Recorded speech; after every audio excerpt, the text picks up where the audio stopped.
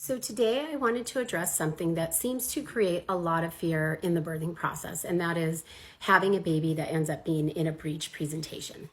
And so first of all, I actually wanted to let you know that statistically, according to the American College of Obstetrics and Gynecology, about 3 to 4% of all babies are at term are born in a breech presentation. So we're still have like a 96 to 97% chance that your baby is going to actually deliver in a head down position, or we call it vertex in the medical community.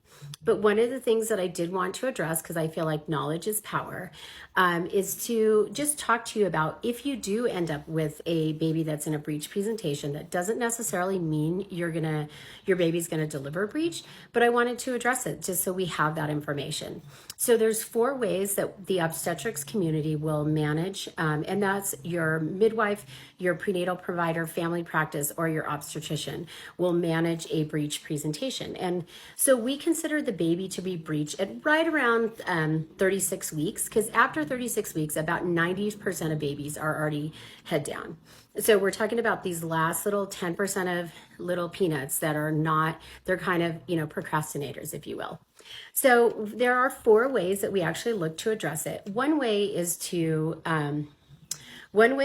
do what's called expectant management, where we just kind of watchfully wait. And about 25% of these babies are going to be head down by the time the mom goes into labor. So the baby just figures it out.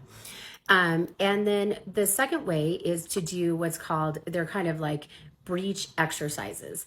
There are resources like spinning babies, and midwives are actually kind of experts on really looking at interventions that are not invasive to try to help you to get that pelvis to open and the baby to like re-engage in the right position. So stay tuned, because we'll have more videos about this.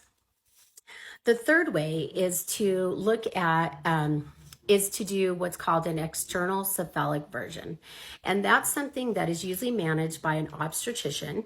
It happens in a hospital, and the doctor will actually admit you to the hospital. Sometimes they offer you an epidural for this process, and they really just lube up your belly, and they actually just kind of go through the process. They have the baby monitored the whole time and ultrasound on you, and they really just try to see if they could just maneuver that baby out of the pelvis and get them to turn to head down.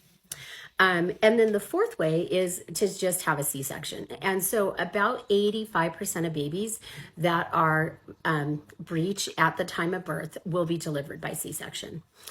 So I wanted you to have that information. And then